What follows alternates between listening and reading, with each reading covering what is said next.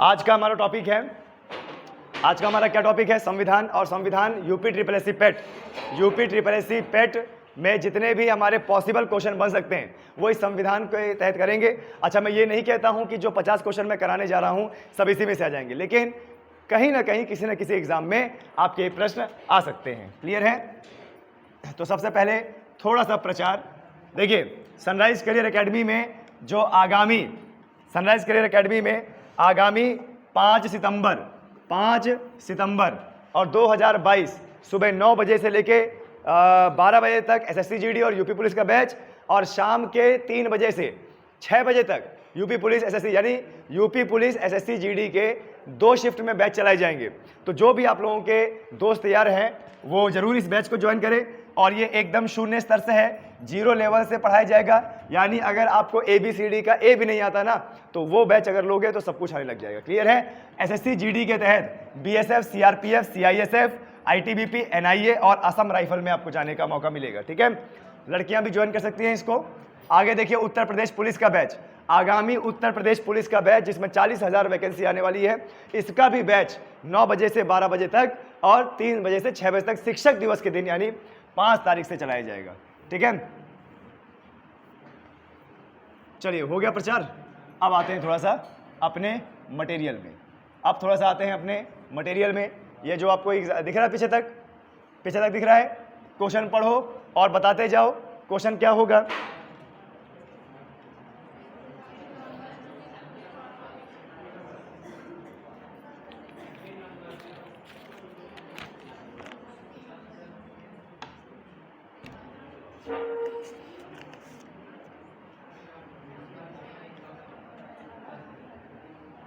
देखिए क्या लिखा है पहला क्वेश्चन, भारतीय संविधान। क्या लिखा है क्वेश्चन पहला हमारा? भारतीय संविधान को अस्तित्व में आया। देखो अस्तित्व में आया, देखिए कुछ इस तरह की बात होती है। क्या बोल रहा है? अस्तित्व में आया, और एक शब्द होता है अंगीकृत, और एक शब्द होता है आंशिक। एक शब्द होता है क्या? आंशिक। ठीक है, देखिए जब भी आपके एग्जाम में ऐसे शब्द आएंगे, कि हमारा संविधान अस्तित्व में कब आया, हमारा संविधान अंगीकृत कब हुआ, और हमारा संविधान आंशिक रूप से लागू कब हुआ, तो आपको 26 नवंबर 1949, इसमें डेट नहीं है क्या? देखिए ऐसे तो इस वाले का, देखिए इस वाले का जो आंसर है वो क्या है? 26 नवंबर 1950। लेकिन यहां पर अस्तित्व शब्द नहीं देना चाहिए था, यहां पर लागू होना। ठीक है, लागू होना शब्द देना चाहिए था। अस्तित्व में ध्यान दीजिए, अस्तित्व में आना मतलब जब बनकर तैयार हुआ, और बनकर तैयार हुआ वो डेट कौन सी है? 26 नवंबर 1949। ध्यान दीजिएगा, ये यहाँ पे अस्तित्व शब्द नहीं आना चाहिए, यहाँ पे लागू शब्द आना चाहिए कि संविधान हमारा लागू कब हुआ। हमारा संविधान लागू हुआ 26 जनवरी 1950। लेकिन अगर आ जाए अस्तित्व, अंगीकृत, आंशिक रूप, तो इन तीनों का आंसर क्या है? 26 नवंबर 1949। हमारा संविधान अस्तित्व में आया 26 नवंबर 1949। अस्तित्व में आने का मतलब होता है, कि बनकर कब तैयार हुआ, और लागू होना अलग चीज होता है। बनकर तैयार होना अलग होता है और लागू होना अलग होता है। बनकर तैयार हुआ, फिर 2 महीने बाद पूरे देश में लागू हो गया। यानी लागू होने का मतलब क्या है? कि उस संविधान के हिसाब से अब भारत के सभी लोग चलेंगे। क्लियर है? ये चीज हुआ। लेकिन अगर यही सेम क्वेश्चन आ जाए, समझिएगा ध्यान से, अगर यही सेम क्वेश्चन आ जाए कि भारतीय संविधान, ठीक है, को अस्तित्व में आया और यहां पर 26 नवंबर 1949 ना हो, तो 26 जनवरी 1950 ही लगाइएगा।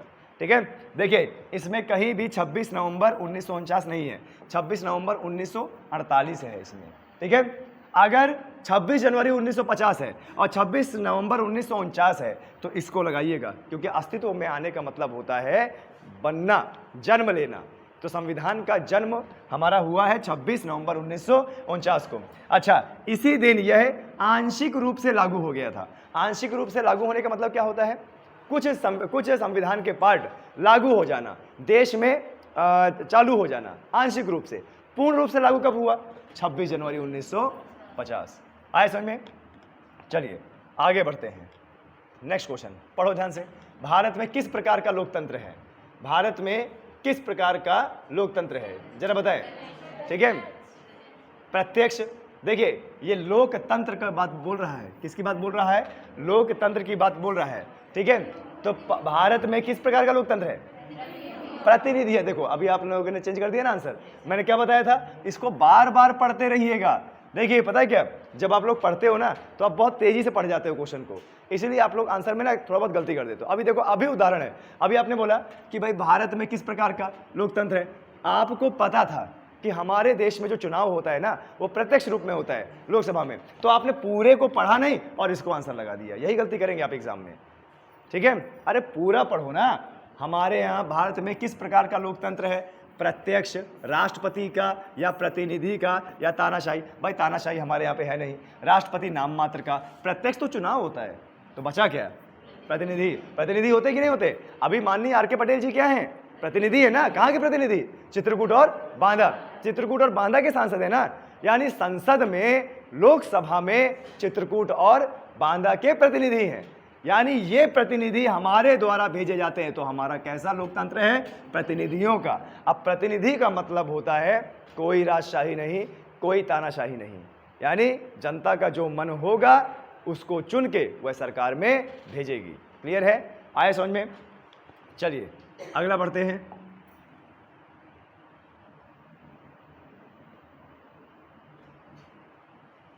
अगला क्वेश्चन जरा देखिए, भारतीय संविधान की रचना में निम्नोक्त में से किसने सर्वाधिक गंभीर प्रभाव छोड़ा था? देखो शब्द देखो कैसे हैं, भारत शासन अधिनियम। अच्छा ये बताइए, क्या ये सही आंसर है?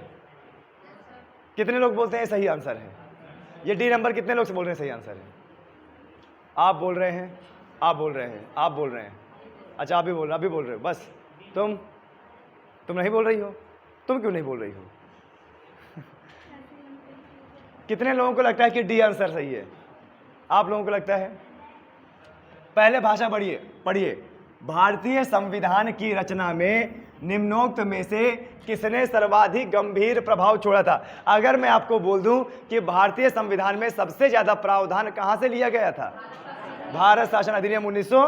तो एक ही बात है, एक ही बात है। देखो क्या बोल रहा है, निम्नोक्त में से किसने सर्वाधिक गंभीर प्रभाव छोड़ा था। और अगर मैं बोल दूं कि किसने, मतलब कहां से सर्वाधिक प्रावधान लिया गया था? भारत शासन अधिनियम 1935। एक ही बात है, यानी इसका आंसर क्या हो जाएगा? ऐसे तो हमारा संविधान अलग अलग देशों के संविधान के छानने के बाद बना है। कई सारे लोग बोल रहे थे कि हमारा जो संविधान है वो उधार लिया हुआ थैला है, उधार लिया हुआ थैला है। पर डॉक्टर भीमराव अंबेडकर ने साफ साफ संविधान सभा में बताया कि हमारा संविधान विश्व के संविधानों को छानने के बाद बना है, यानी प्योर संविधान है। इसीलिए यह विश्व का सबसे लंबा और लिखित संविधान है। तो आंसर डी हो जाएगा यहाँ पे। ठीक है, आगे बढ़िए। देखिए क्या बोल रहा है, क्या बोल रहा है? जुलाई 1946 में स्थापित संविधान सभा के सदस्यों में, संविधान सभा के सदस्यों में निम्नलिखित में से कौन शामिल नहीं था? निम्नलिखित में से कौन शामिल नहीं था? देखिए आपको बताते हैं, जब संविधान सभा बननी थी तो उसमें महात्मा गांधी जी का भी नाम रखा गया था, लेकिन महात्मा गांधी जी ने अपने आप को इससे दूर रखा। बस उन्होंने ये बोला था कि संविधान, भारत का संविधान भारत के इच्छा अनुसार बनना चाहिए, भारत के लोगों के इच्छा अनुसार बनना चाहिए। और एग्जाम में ये आता है कि यह कथन किसका है? यह कथन किसका है कि भारतीयों का संविधान भारत के लोगों के इच्छा अनुसार बनना चाहिए? महात्मा गांधी। यानी संविधान सभा में महात्मा गांधी नहीं थे। संविधान सभा में महात्मा गांधी नहीं थे तो कौन था? डॉक्टर राजेंद्र प्रसाद, के एम मुंशी और अबुल कलाम आजाद। ठीक है, चलिए ये समझ में आ रहा है ना आप लोगों को? बहुत अच्छे से। आगे देखिए क्या बोल रहा है, पांचवा क्वेश्चन। भारत के संविधान सभा गठित करने का आधार क्या था? ठीक है, जरा बताइए। बिल्कुल सही, कैबिनेट मिशन प्लान 1946। हमारे भारत में कैबिनेट मिशन प्लान आया था, हमारे भारत में कैबिनेट मिशन प्लान आया था जो हमारे देश का संविधान बनवाना चाहता था। और संविधान बनवाना तो चाहता था, लेकिन किसके माध्यम से? संविधान सभा के माध्यम से। किसके माध्यम से? संविधान सभा के माध्यम से। ये ऑन है ना, चालू है ना? ओके, देखिए यहां पर काफी बार पूछा जाता है कि संविधान किसके माध्यम से बना? संविधान सभा के माध्यम से। और संविधान सभा किसने बनवाई? Cabinet mission plan 1946। अच्छा, ये जो संविधान सभा हमारे यहां बनवाने आया था, तो ये कितना प्रस्ताव लेके आया था? कितने सदस्य होने चाहिए? 389। एग्जाम में आता है कि कैबिनेट मिशन ने कितनी सीटों का प्रावधान रखा था? 389। इसमें देसी रियासतें, राजा रजवाड़े, हिंदू, मुस्लिम, सिख, ईसाई सबके प्रतिनिधि इसमें शामिल थे। क्लियर है? आया समझ में? आगे बढ़े।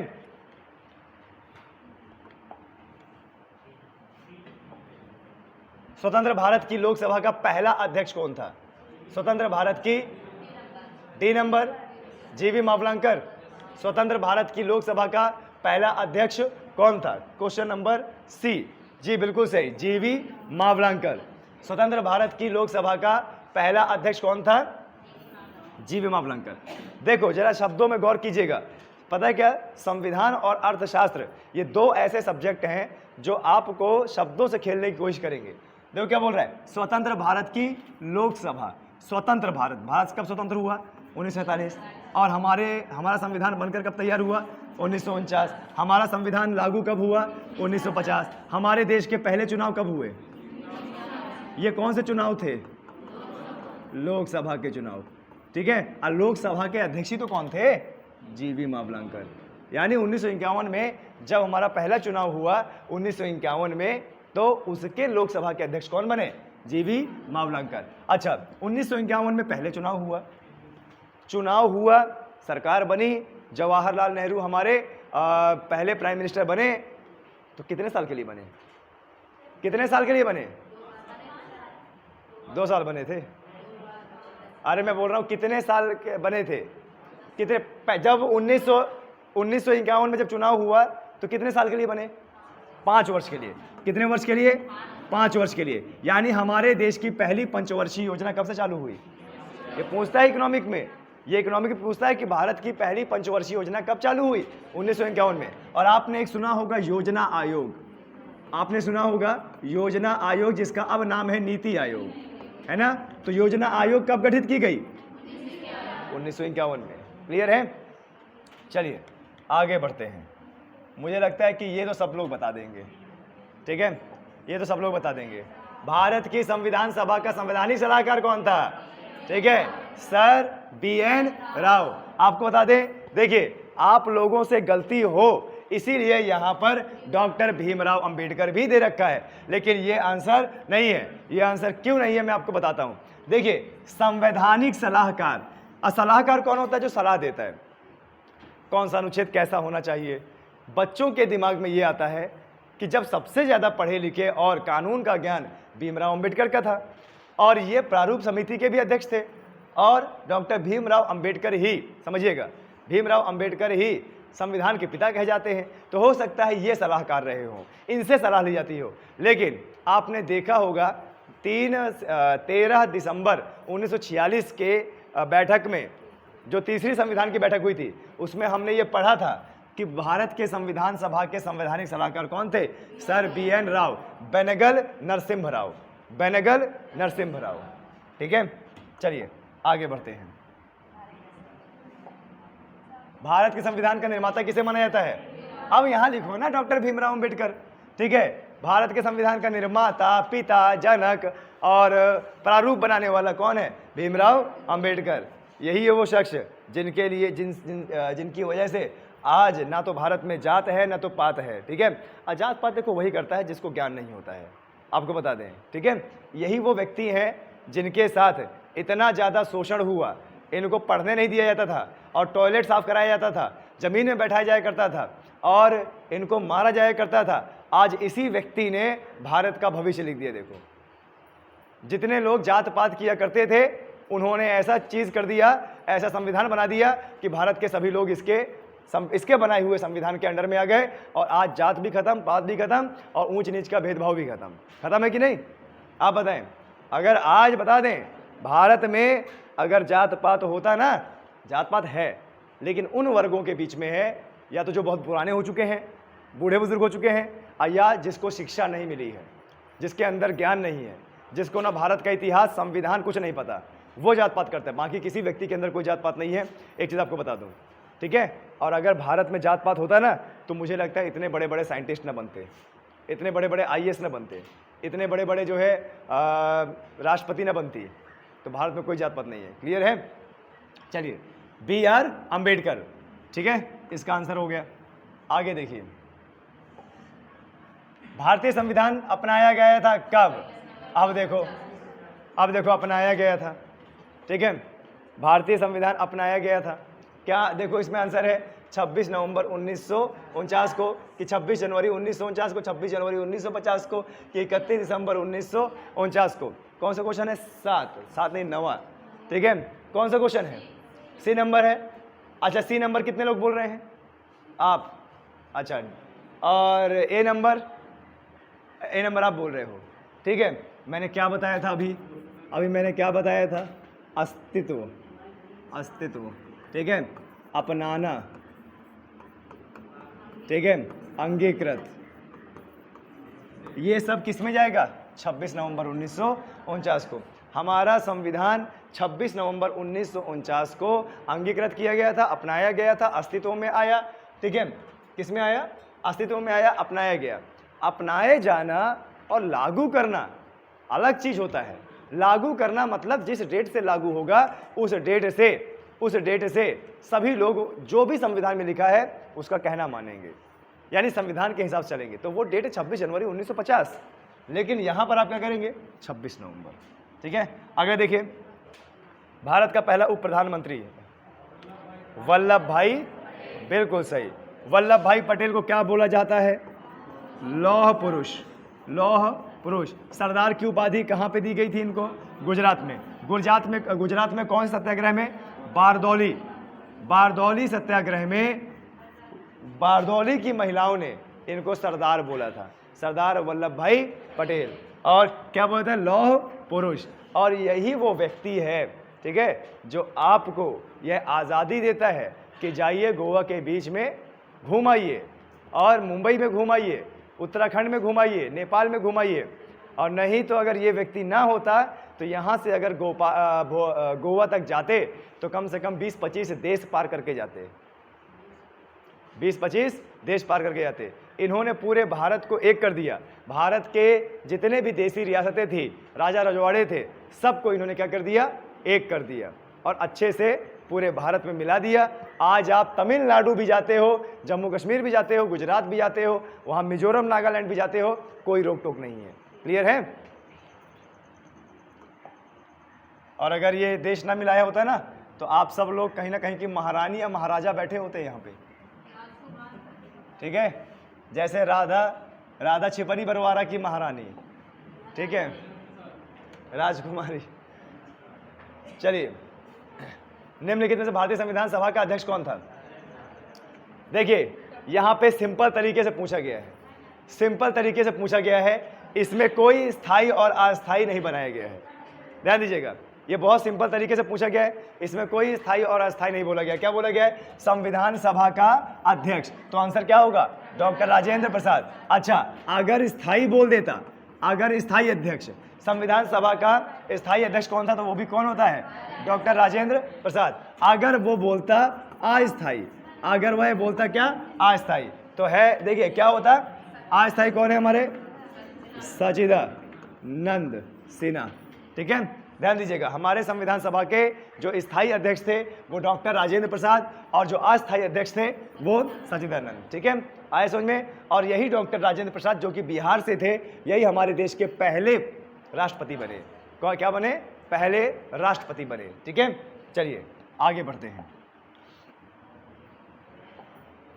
भारत के पहले राष्ट्रपति के रूप में डॉक्टर राजेंद्र प्रसाद का चुनाव किया गया था किसके द्वारा?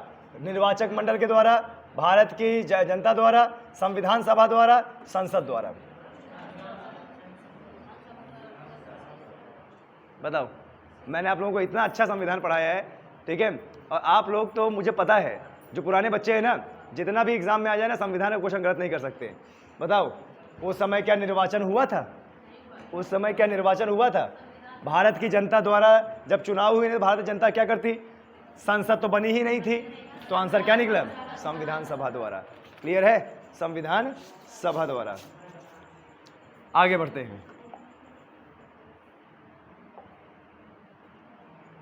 हमारा राष्ट्रगान पहली बार कब और कहां गाया गया? जरा बताएं, पहली बार कहां गाया गया? अब देखिए, सुनिए मेरी बात को।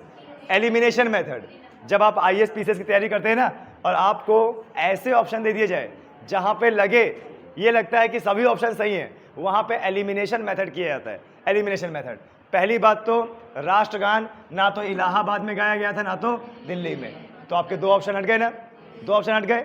अब दो बचे, अब दो में तुक्का भी मार दोगे ना तो 50% सही होने के चांसेस हैं। ठीक है, फिर देखो 1942 का समय क्या है? अरे भारत छोड़ो आंदोलन, उससे पहले गाया गया था, यानी क्या? 27 दिसंबर 1911, कलकत्ता, जन गण मन अधिनायक जय है, 52 सेकंड का, और किसके द्वारा? रविन्द्रनाथ टैगोर। ठीक है, इसका वास्तविक मतलब निकालोगे ना तो आपको लगेगा नहीं कि यह भारत का राष्ट्रगान है। ठीक है, चलिए इस पे हम टिप्पणी नहीं करना चाहेंगे, क्योंकि बहुत सारे लोग ऐसा होते हैं कि बिना मतलब जाने संघ बना लेंगे, छेड़ देंगे लड़ाई, और मैं तो पैदल आता जाता हूँ ना, तो घेरना चालू कर दिया, फिर घेरना चालू कर दिया। बताइए, कैप्टन साहब की नन्ही सी जान को कोई मार गया? फिर राष्ट्रगान पहली बार कब गाया गया? अभी पढ़ा हमने, 1911 में। कहाँ गाया गया? कलकत्ता में। ठीक है, आए समझ में? ओके। 1950 में संविधान क्या हुआ? लागू हुआ। 1951 में हमारे लोकसभा के पहले चुनाव, और पहली पंचवर्षीय और योजना आयोग। ठीक है, अच्छा आगे बढ़ते हैं, चलो। संविधान के उद्घाटन के लिए 26 जनवरी को चुना गया था, क्यों? सबको पता है, सबको पता है। आ गए सी नंबर? कितने लोग बोल रहे हैं सी नंबर? कितने लोग बोल रहे हैं? भारत के संविधान के उद्घाटन के लिए 26 जनवरी को चुना गया था। 26 जनवरी को क्यों चुना गया था?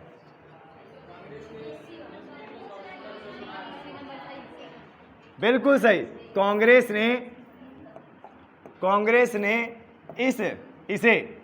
ने इसे 1930 में स्वाधीनता दिवस के रूप में मनाया था। स्वाधीनता मतलब पूर्ण स्वराज, याद है ना? लाहौर अधिवेशन के बाद 26 जनवरी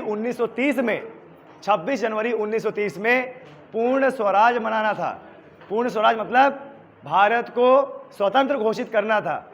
हालांकि ये हो नहीं पाया। अब अगर हो जाता तो 1930 में आज़ाद ना हो जाते, 1947 में हुए हम आज़ाद। उसी डेट का सम्मान करते हुए, मोतीलाल नेहरू का सम्मान करते हुए, हमारा जब 2 महीने पहले संविधान बन गया था 26 नवंबर 1949, तो 2 महीने हमने इंतजार किया और 26 जनवरी 1950 को अपना गणतंत्र दिवस मनाया। मोतीलाल नेहरू को एक सम्मान दिया और इस डेट को संविधान दिया कि 1923 में हमने क्या मनाया था? स्वाधीनता दिवस मनाया था। इसीलिए हम हर साल 26 जनवरी को गणतंत्र दिवस मनाते हैं और वो परेड देखते हैं। परेड देखते हो ना? आपको एकेडमी 2 बार से अभी दो बार मौका मिला है हमें परेड दिखाने का। ठीक है, इस बार अगर आई ना जनवरी तो इस बार तो और अच्छा आपको दिखेगा। क्लियर है? तो कौन गया है वहाँ पे 26 जनवरी की परेड देखने? सुन तो लिया करो पूरा। अरे मैं ये बोल रहा हूँ, किसी ने 26 जनवरी की परेड देखी है वहाँ पे?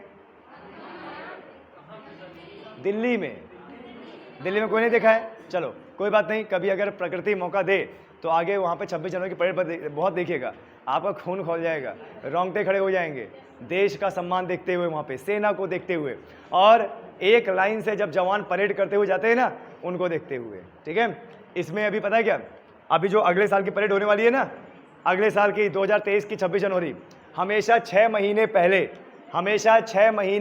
पहले से तैयारी शुरू हो जाती है।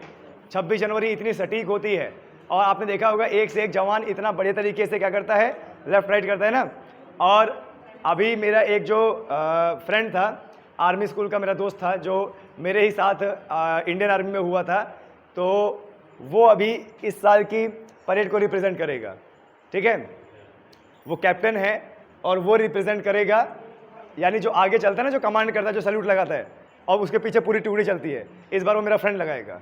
ठीक है, बड़ा अच्छा लगता है अपने दोस्तों को देखते हुए। दोस्त मेरा जो है एक एनएसजी कमांडो में है, एक पैरा में है और एक गरुड़ में है। कुछ दोस्त ऐसे भी हैं जो आज हवलदार भी हैं। तो बात हवलदार की नहीं है, बात यह है कि जब उनको हम ड्रेस में देखते हैं ना, बड़ा अच्छा लगता है। आगे बढ़ते हैं।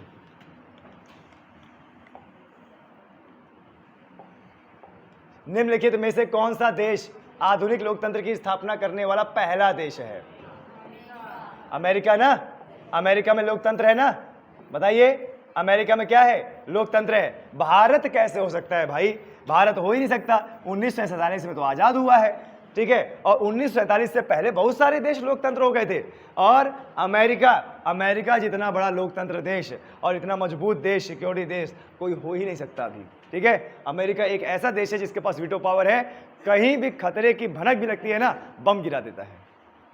अफगानिस्तान में आज से कम 8 से 10 साल पहले अफगानिस्तान में पहाड़ों में सुरंग बनाए हुए थे आतंकवादी, और ये वही आतंकवादी थे जो अमेरिका में घुसने की फिराक करते हैं। और इसकी भनक लग गई अमेरिका को, कुछ नहीं किया, उठाया एक एरोप्लेन, 10,000 किलो का विस्फोटक वाला बम सीधे उस सुरंग के ऊपर गिरा दिया। अब बताओ आतंकवादियों को क्या हुआ होगा? ऐसे ही करता है अमेरिका। 10,000 किलो का विस्फोटक, यानी वो जो बम था वो 10,000 किलो का था। अब यह बताइए, ओसामा बिन लादेन ने ट्विंस टावर जो थी ना, वर्ल्ड ट्रेड सेंटर वहां का अमेरिका का, उसमें 2 प्लेन क्रैश करवा दिए थे ना, बहुत नुकसान हुआ था। अमेरिका ने क्या किया? घर में घुस के मारा। पाकिस्तान के एबटाबाद में छुपा हुआ था ना अंडरग्राउंड, और पता है क्या, तभी से उसकी ट्रेनिंग चल रही थी कि इसको मारना है, तभी से ट्रेस कर रही थी पोजीशन अमेरिका की आर्मी। और बस जब ट्रेनिंग कंप्लीट हो गई तो रात में आए और मात्र आधे घंटे में खेल करके चले गए। और आपको पता है अभी उरी हमला हुआ था ना, हमारे एयरफोर्स ने स्ट्राइक किया था और वहाँ के कई सारे बंकर उड़ाए थे और कम से कम 250-300 आतंकवादी मारे गए थे। तो जिस रात को एयर स्ट्राइक करना था, उसी रात में पाकिस्तान एयरफोर्स ने ये मैसेज डाला था फेसबुक में, इंटरनेट में, कि पाकिस्तानियों आराम से सोइए, आपकी हिफाजत कर रही है पाकिस्तान एयरफोर्स। और रात में हमारे जवान खेल करके आ गए वहाँ, ठीक है। बताइए, ये इनकी एयरफोर्स है। हमारे यहाँ से जेट गए, बम गिराया, ताबड़तोड़ गोलियां बरसाई और वापस आ गए। और जितनी देर में वह अपने प्लेन उड़ाते ना, उतनी देर में हमारे यहाँ के जवान गए और बम गिराया, वापस भी आ गए। तो ऐसा भरोसा नहीं दिलाना चाहिए जनता को कि आराम से सोइए, पाकिस्तान एयरफोर्स आपको गार्डिंग कर रही है। चलिए आगे बढ़ते हैं। अच्छा, अमेरिका की बात आएगी ना, तो सबसे पहला लिखित संविधान भी किसका बना था? अमेरिका का। सबसे पहला लिखित संविधान भी किसका बना था? अमेरिका का बना था, ठीक है। चलिए आगे बढ़ते हैं। स्वतंत्र भारत में निम्नलिखित में से कौन सी महिला किसी राज्य की पहली राज्यपाल थी? स्वतंत्र भारत में निम्नलिखित में से कौन सी महिला किसी राज्य की पहली राज्यपाल थी? कौन सी? सरोजिनी नायडू। कहाँ की थी? यूपी, उत्तर प्रदेश का पुराना नाम क्या? संयुक्त प्रांत। उत्तर प्रदेश की पहली महिला CM, chief minister Sucheta Kripalani. तो आंसर क्या है हमारा? सरोजिनी नायडू। सुचेता कृपलानी है, ये यूपी की क्या थी? सीएम थी, और ये क्या थी? राज्यपाल। और श्रीमती गांधी, ये भारत की क्या थी? पहली महिला प्रधानमंत्री। और श्रीमती विजयलक्ष्मी पंडित पता है, ये संगीत के क्षेत्र से उठाया गया है। विजयलक्ष्मी, याद है ना, संगीत के क्षेत्र में एक औरत थी, अभी कुछ दिन पहले उसका निधन हुआ है, कुछ साल पहले। आगे देखिए क्या है, भारतीय संविधान लागू कब हुआ? अब देखो, भारतीय संविधान लागू कब हुआ? लागू बोल दिया ना, क्यों मिथिलेश? लागू बोल दिया ना। अब लागू बताइए कौन सा होगा? 26 जनवरी 1900। अच्छा, 26 नवंबर करेंगे क्या? नहीं करेंगे। लागू बोल रहा है, अपनाना होता, अस्तित्व होता, अंगीकृत होता तो हम इसको लगाते, लेकिन ये क्या बोल रहा है? लागू होना। हमारा संविधान लागू हुआ है 1950, और इसी को हम क्या बनाते हैं? गणतंत्र दिवस। और 26 नवंबर, देखिए 26 नवंबर को हमारा संविधान बनकर तैयार हुआ था, और सन 2015 से लगातार 26 नवंबर को हम मनाते हैं क्या? संविधान दिवस। क्या मनाते हैं? संविधान दिवस, ठीक है। आपके एग्जाम में पूछ सकता है संविधान दिवस कब मनाया जाता है, तो 26 नवंबर बताइएगा। कब से मनाया जा रहा है? 2015 से। क्लियर है? ठीक है, मेल सही जा रहा है। आगे बढ़ते हैं। भारत में दल रहित लोकतंत्र का प्रस्ताव किसने रखा था? भारत में दल रहित लोकतंत्र का प्रस्ताव किसने रखा था? जयप्रकाश नारायण, महात्मा गांधी, विनोबा भावे या S.A. डांगे? इसको थोड़ा मुझे देखना पड़ेगा। 19 नंबर जयप्रकाश नारायण, जयप्रकाश नारायण। आपको बता दें, लोकतंत्र, संविधान सभा, इन सब से दूर रखा था महात्मा गांधी ने अपने आप को। ठीक है, कि भैया तुम लोग बनाओ और जो भी कुछ पूछना होगा तो पूछ लीजिएगा, बाकी मैं नहीं रहूंगा। ठीक है,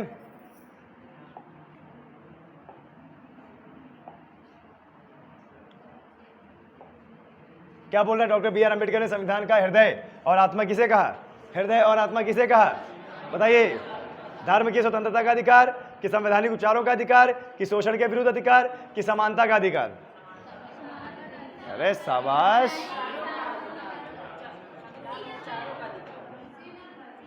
सी नंबर कितने लोग बोल रहे हैं? बस। अरे पुराने छात्रों, चुल्लू भर से भी आधा पानी लो, डूब के 3 बार मर जाओ।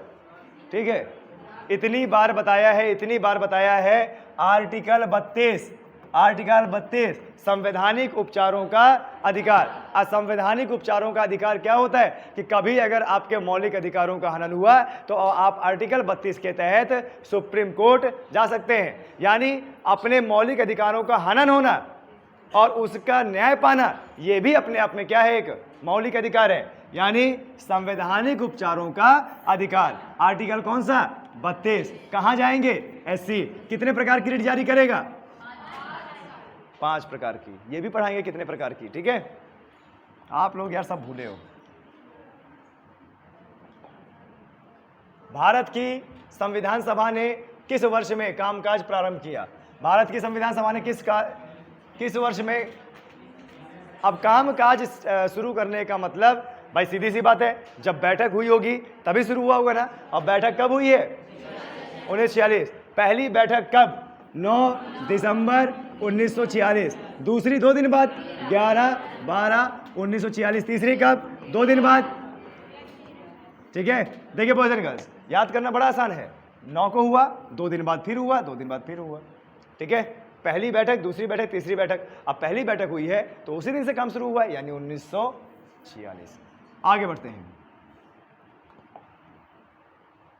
देखो आ गया ना क्वेश्चन। संसद के केंद्रीय कक्ष में संविधान सभा की पहली बैठक कब हुई? बी नंबर, डी नंबर, 9 दिसंबर 1946। 9 दिसंबर 1946। ठीक है, संसद के केंद्रीय कक्ष में संविधान सभा की पहली बैठक कब हुई? 9 दिसंबर 1946। अभी मैंने बताया था। ठीक है, चलिए आगे बढ़ते हैं।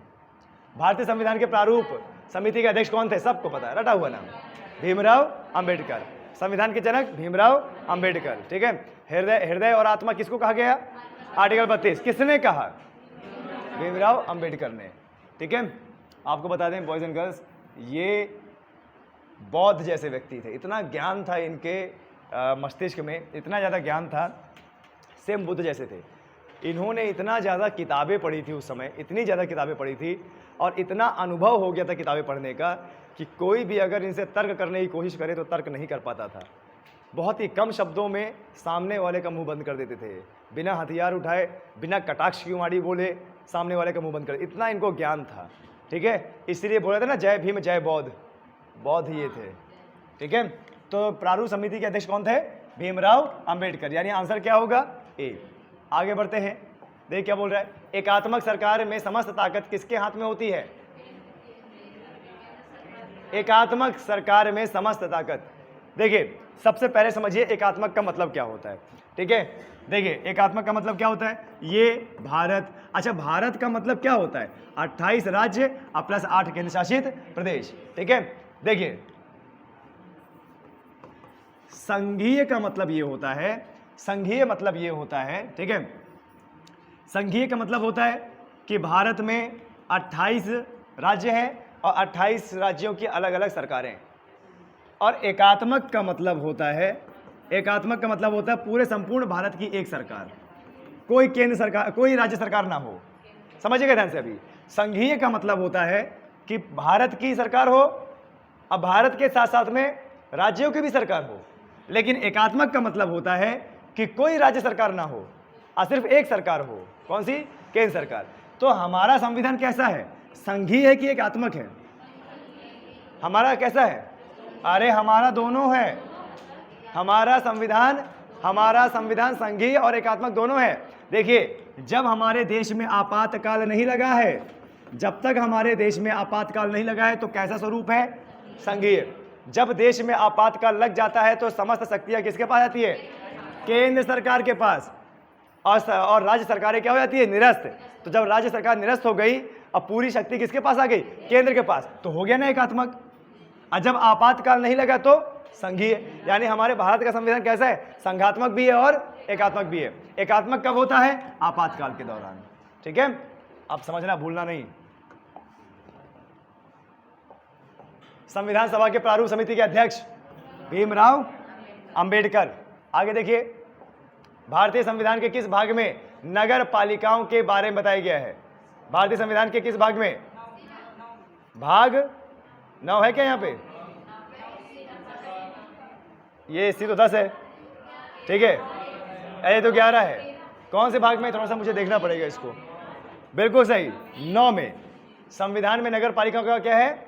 देखिए, अब आप 73वां और 74वां संविधान संशोधन देखिएगा। 73वां और संविधान संशोधन इसी में जोड़ा गया था, और आपको बता दें इसी से रिलेटेड है।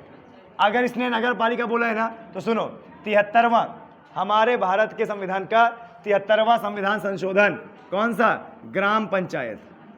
ठीक है, या आप बोल सकते हो पंचायती राज। कौन सा? पंचायती राज को संवैधानिक मान्यता मिली, राज को। और 74 के क्या है? नगर पालिका को संवैधानिक मान्यता मिली। तो ये बहुत एग्जाम में पूछा जाता है। 73वां और 74वां। 73वां क्या है? पंचायती राज। 74 क्या है? नगर पालिका। इसमें इसका आंसर क्या है? नगर पालिका का क्या? भाग 9A। भारत के गणतंत्रीय दल की स्थापना किसने? भारत के गणतंत्रीय दल की स्थापना किसने की थी?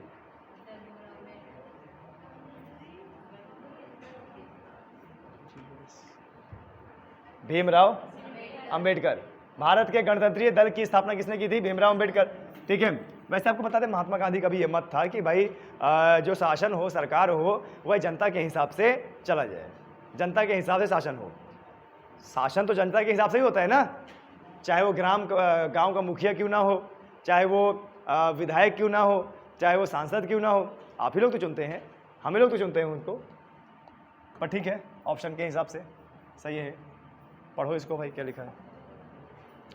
संविधान की मसौदा समिति के समक्ष प्रस्तावना किसके द्वारा प्रस्तुत की गई थी? मैं जवाहरलाल नेहरू। कल बोला हूं, ठीक है, तुमसे तो मैं निपट ही लूंगा। जवाहरलाल नेहरू, कल उद्देशिका पढ़ाई थी ना, संविधान सभा के सामने उद्देशिका प्रस्ताव किसने लाया था? जवाहरलाल नेहरू ने। और यह प्रस्ताव कहां से, उद्देशिका प्रस्ताव कहां से लिया गया है? अमेरिका से। और इसकी भाषा कहां से? ऑस्ट्रेलिया से। ठीक है, क्या यार, अभी जो है 24 घंटा भी नहीं हुआ और तुम भूल गए। आगे बढ़ते हैं। संविधान सभा में यह किसने कहा था कि सरकारी नीति के निदेशक सिद्धांत किसी बैंक में दे उस चेक की तरह है जिसका भुगतान बैंक अपनी सुविधा अनुसार करता है? ठीक है, यह किसने कहा था? सरकारी नीति के निदेशक सिद्धांत किसी बैंक में दे उस चेक की तरह है जिसका भुगतान अपनी सुविधा अनुसार करता है। के.एम. मुंशी या बी.आर. अम्बेडकर या ऑस्टिन या के.टी. शाह? सी नंबर कि बी नंबर कि ए नंबर कि डी नंबर? ठीक है, क्वेश्चन नंबर 29 का नंबर क्या है? डी। मुझे लग ही रहा था कि के.टी. शाह होगा। ठीक है, अब देख रहे हो थोड़ा थोड़ा कन्फ्यूजन। ये जो ऑप्शन होते हैं ना, ये ऑप्शन कन्फ्यूजन करा देता है। मुझे के.टी. शाह और के.एम. मुंशी में थोड़ा सा कन्फ्यूजन था, सिर्फ इस के की वजह से। देख रहे हो, के.एम. मुंशी, के.टी. शाह। चलिए, भारत में कैबिनेट मिशन भेजा गया था, क्यों?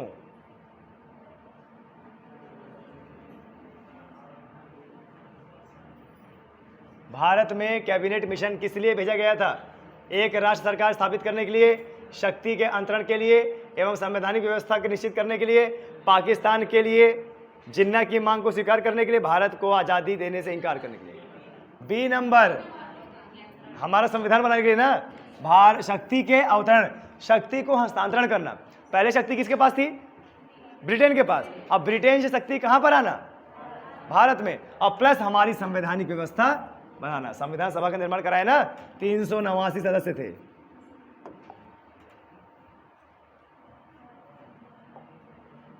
भारत की संविधान सभा किसके कहने पर बनाई गई थी? ठीक है, कैबिनेट मिशन, बिल्कुल सही, अभी आपने पढ़ा। ठीक है, आगे देखिए, भारत के संविधान का गठन द्वारा किसके किया था? कौन सा? कार्यकारी समिति, विधानसभा, योजना आयोग, राष्ट्रपति। इसमें गलत है क्या कुछ? संविधान का गठन, यहां पे पता है क्या होना चाहिए था? संविधान सभा। संविधान सभा, पर एक तरीके से आपको बता दो, एक तरीके से ये सही भी है। पता है क्यों सही है? देखिए, ये हमारी संविधान सभा थी ना, इसको दो कार्य दिए गए थे। जब तक संविधान नहीं बन जाता तो क्या? देश को चलाना। देश को क्या करना? चलाना। यानी अंतरिम सरकार। क्या है? अंतरिम सरकार। आदेश को ये चला भी रही थी, आदेश के लिए संविधान भी बना रही थी। बिल्कुल सही क्वेश्चन है ये। विधानसभा, उस समय केंद्र की सरकार को विधानसभा ही बोलते थे। अब विधानसभा का मतलब संविधान सभा। इसको दो कार्य दिए गए थे कि जब यह संविधान बनाएगी तो संविधान सभा कहलाएगी, और जब यह देश चलाएगी तो अंतरिम सरकार कहलाएगी। अंतरिम सरकार का मतलब कौन? विधानसभा, यानी बी बिल्कुल सही है। ठीक है, जरा देखिए, भारत की संविधान सभा की पहली बैठक की अध्यक्षता किसने की थी? सच्चिदानंद सिन्हा। ध्यान दीजिएगा, पहली बोला है उसने, पहली। अब इसमें अस्थायी और स्थायी ढूंढने लगना। पहली बोला है, पहली डॉक्टर सच्चिदानंद से, और डॉक्टर सच्चिदानंद सिन्हा सिर्फ एक ही बैठक में भाग ले पाए थे, उसके बाद यह त्याग कर दिया था, और इसी कारण ये क्या कहलाए? अस्थायी कहलाए। कितना अच्छा लग रहा है ना आप लोगों के बैठे हुए यहाँ पे, है ना? पर किसी को जरा सा भी अंदाजा है क्या टेस्ट होगा? बनक भी नहीं है ना। और पता है OMR के साथ में होगा, और आज ही चेक कराएंगे, क्योंकि आज ही चेक कराएंगे इसलिए क्योंकि हमारा पिछला पेंडिंग है, पिछला पेंडिंग है, उसको हम चेक नहीं कर पाए। इसीलिए आज थोड़ा दोस्तों हमारा साथ देना। आज आपका ऑफलाइन टेस्ट लेंगे और आज ही कॉपी चेक करेंगे, चाहे भले ही आधा घंटा ज़्यादा लग जाए। देखा मेरा दिमाग? आपको बिना बताए यहाँ पे टेस्ट करवानी।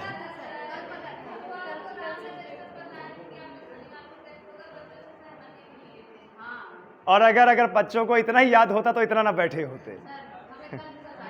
ओके, इसका मतलब मैं फालतू में बोल रहा था। संविधान सभा ने राष्ट्रगान कब अपनाया? देखो, संविधान सभा ने राष्ट्रगान कब अपनाया? 24 जनवरी 1900। अच्छा, इसी दिन राष्ट्रगीत भी, इसी दिन भी राष्ट्रगीत भी। इसमें कितना टाइम हो गया देखें जरा, कितना मिनट का हो गया? बंद कर दो। देखिए बॉयज एंड गर्ल्स, राष्ट्रगीत और राष्ट्रगान